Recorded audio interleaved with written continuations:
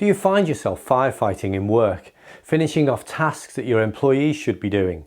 Well, maybe you haven't mastered the art of delegation.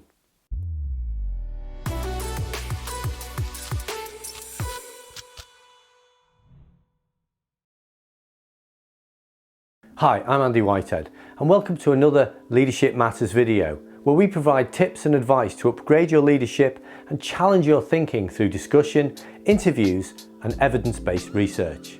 In this video, I will outline a simple approach to delegation that you can start using now with your team members. When delegation is done effectively, it can improve the culture in an organisation. You can become more productive, you increase your creativity, and you improve the opportunities for growth, both at an individual and at a team level. However, when leaders don't delegate effectively, what we see is team members who don't take ownership, there's a lack of learning in the organisation, and there's a tendency to firefight each and every day.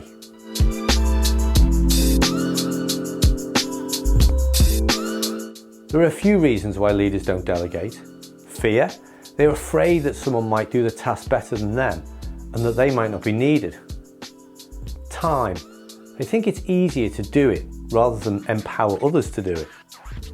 And lastly, and certainly something I find very often, they don't recognise how delegation can get things done and motivate employees. To start delegating more effectively and getting things done, use this simple process to get started.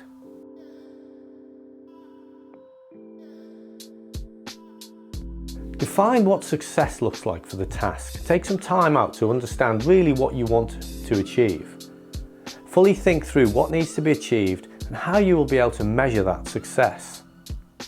Take time so that you can fully articulate what needs to be delegated and who it needs to be delegated to.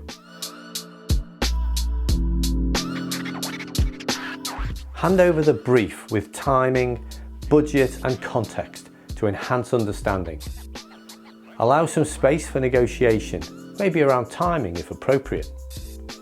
Something that I would do, for example, you might need a task doing in 8 weeks, but you ask for completion in 6. This allows some space for you and the employee to negotiate. Now maybe the employee might suggest that they can achieve it in 7 weeks. This does something very important. It means that the employee starts to take responsibility as they have now decided on their own timescale.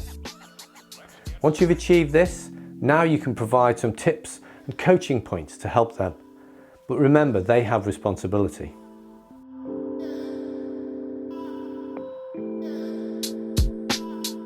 Have the employee paraphrase the deliverables you've assigned in his or her own words. Ask employees if they feel they have the tools and resources to be successful, and if they need any additional support from you. Again, provide any tips and coaching points to help them. Set expectations for communication and updates. What's the frequency? What's the content? Is it in person or via email, etc. Let's get scratching.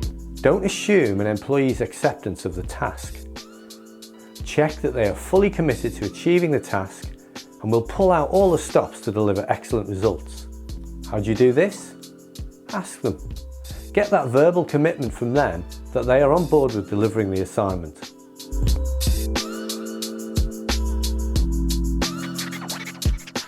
Keep on top of the progress through your agreed communication process and ensure the employee is kept accountable throughout the duration of the task. Stick to the agreement at the start of the process in terms of what is communicated and when. This is absolutely critical, and you must make sure that you do this as the leader.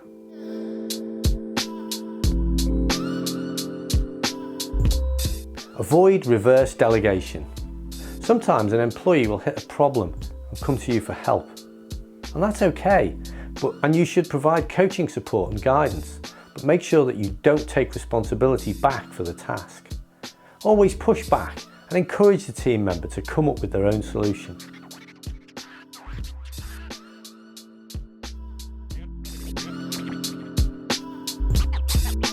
Let's get scratching.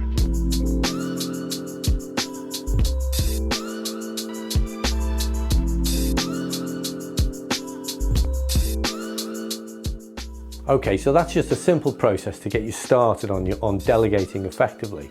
So good luck with developing this key leadership skill, and thanks for watching. To get more useful tips and advice to improve your leadership skills, why not subscribe and don't miss a single video.